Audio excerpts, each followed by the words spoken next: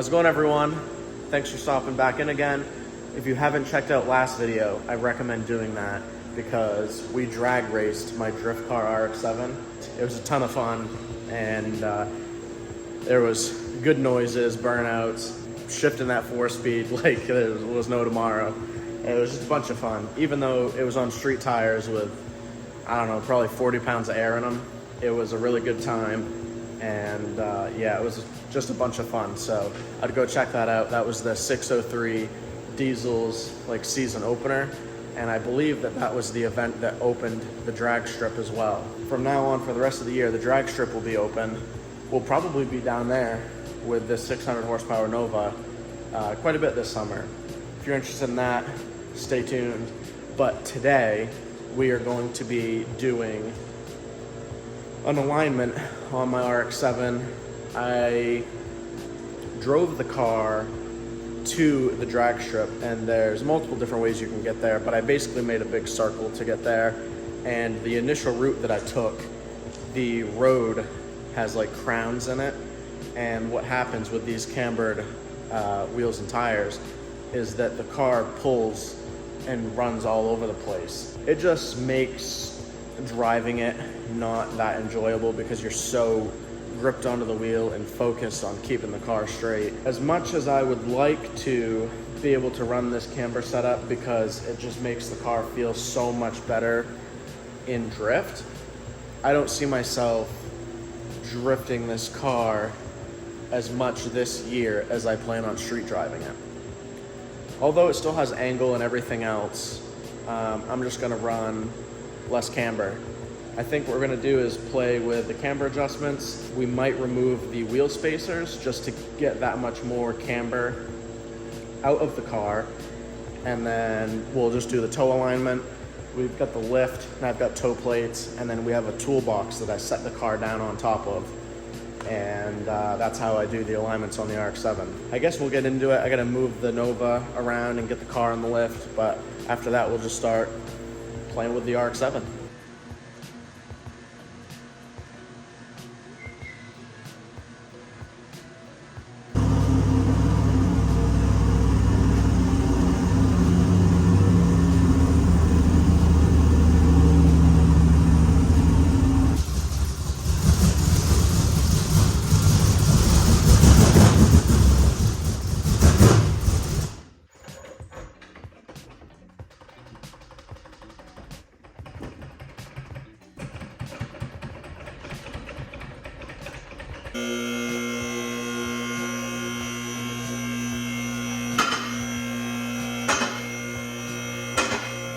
Car's all on the lift now. We got it at just the right height.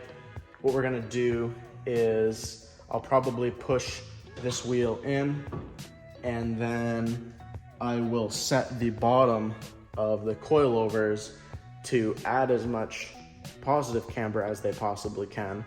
And then I'm gonna take the top of the coilovers, I'm gonna put as much negative camber as I can on them. That's the setup I ran before I did all the suspension modifications and stuff for increased camber or whatever. And with that setup, I didn't need this, I think it's an 1.5 inch wheel spacer. So we'll get rid of the spacers in the front.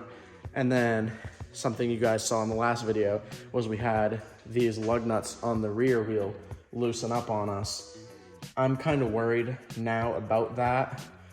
I use a slip-on spacer on this rear wheel, and it doesn't leave very many threads for the lug nuts to engage on when tightening the wheel down. So I'm either gonna, one, run no wheel spacer on the back and it'll just be tucked a little bit, or two, I need to find out how far I can bring the wheel out without it hitting anything. And then I'll run a wheel spacer that you bolt on to the hub, and then you bolt your wheel to the wheel spacer, which is the same thing I have on the front, because I don't like that those lug nuts don't have a lot of thread to engage on. And I also could change the studs out, but it's just a little bit of work. And if I can get away with cheating it how I want to with a wheel spacer, then I'll just do that. So, all right, let's get into this front end, loosen everything up, get it all adjusted how I want. Then we'll move on to the toe portion of things and actually start doing the real alignment.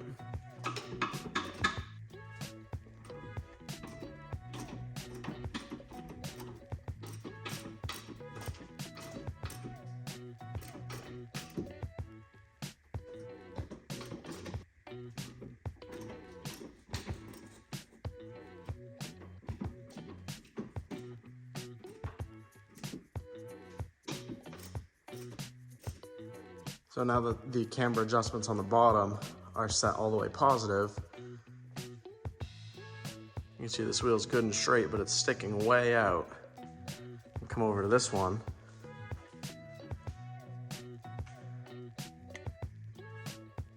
And as you can see, that's exactly the reason why we have to do a toe alignment every time you play with your camber, because when you adjust camber, you're also playing with the toe, and it's just part of it. So I get the camber dialed in exactly how I want it. Then I go in the car, make sure the steering wheel is straight, and then I'll put the toe plates on it.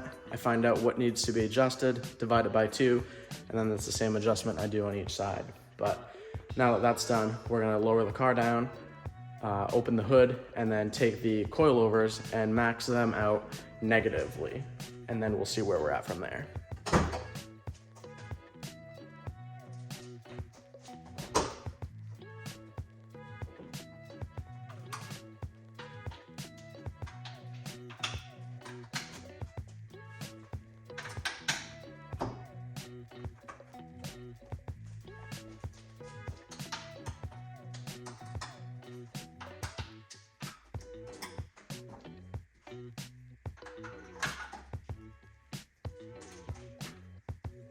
As you guys just saw, just finished up doing the camber settings, did the maximum amount of positive on the bottom, and then did as much negative on the top.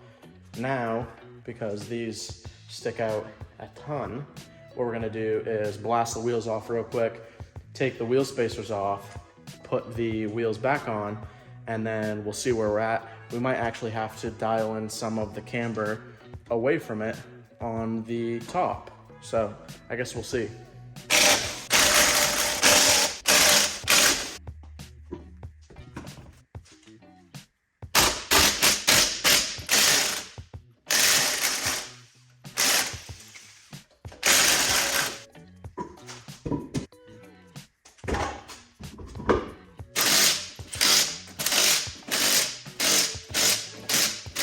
I'm letting the car down now real quick. We're gonna let the wheels touch down, and we'll take a look and see if I need to take camber out or maybe do a smaller spacer. I just wanna see how far they tuck under there, because I don't want the fitment to be trash, but I mean, it looks similar to the rear. What I think I'm gonna do is take the rear spacer off from the rear, because it doesn't leave a lot of thread for the lug nuts anyways. We'll push that wheel in, and then we'll bring the front wheels out. We'll put that spacer up here, because that's how it used to be. I think that the fitment will be a little bit better. It could still definitely be played with at a later date. I just want to get the car so it'll drive better. I'm gonna blast all the wheels off real quick. I'll probably do that off camera. Move the spacer from the rear to the front. I'll go have a little bit of a lunch break.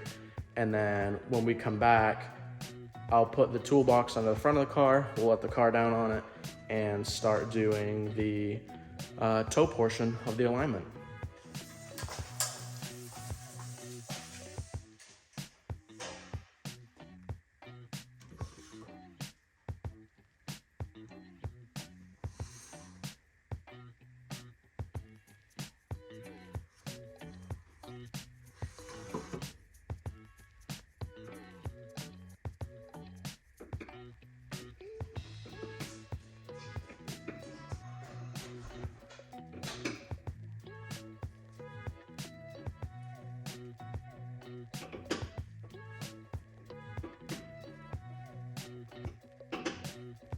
All right, so just did a little adjustment here. As you guys just saw, we did 2 full rotations, pushing the tie rods out, like pushing the front of the wheels out. Over here, we had 67 and 9/16, and back here we had 68 and 13/16. And I did 2 rotations, pushing the wheels out, and right now we're at between 68 or 68 and a 16th. And then here, I'm also getting the same thing, 68 or 68 and a 16th.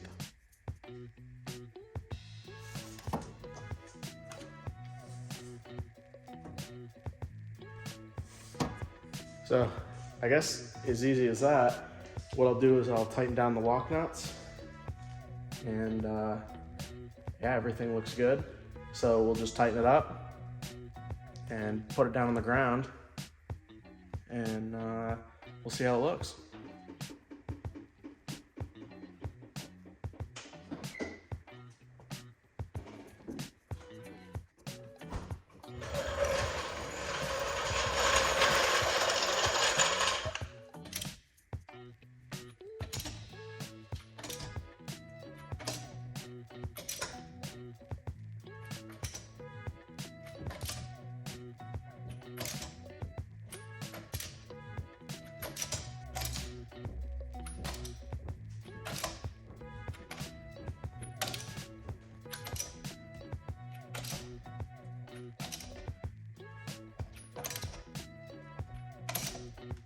Now that we got the car off the lift and everything is tight, especially the wheels and the tie rods, what we're gonna do is open the garage door, and then I'll start this thing up and we'll just go for a cruise in it and just make sure that everything feels normal. The front wheels aren't balanced, which I'm going to be getting them balanced. The back wheels I don't really care about so much, but the front ones I definitely want balanced.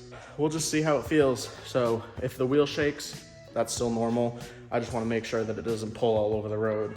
Usually with the old setup anyways, it didn't pull all over the road if you're on a good road, but I'm gonna keep an eye on it because I'm hoping that I'll start driving this a lot more. So yeah, I guess let's just get it outside and go for a cruise.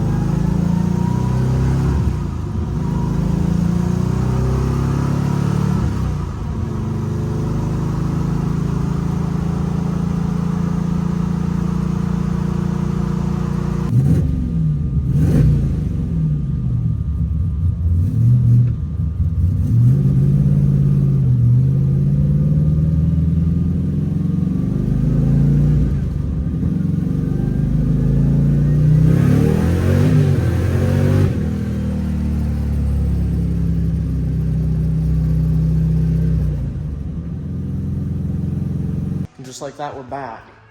And I'm not sure if you guys could tell on video, but it was much better. I mean, the car just goes straight, but even in terms of the shaking in the steering wheel, I always thought that it was the wheels themselves not being balanced. And although I still do think that that is probably the majority of it, now rather than now that the wheel spins like this, rather than like this, you know, that unbalancedness in the wheel is just staying perfectly straight, whereas before it was rotating the unbalanced portion in and out of the car, if you kind of know what I'm saying. So I think that that probably plays into the wheel shake issue, but it feels so much better now. It sucks that I can't have the camber because it feels good on the track and also in drift, but I guess it is what it is. I'm gonna leave it exactly the way it is, and we'll take it to a drift event at some point this year, I assume, and we'll see how the car drives.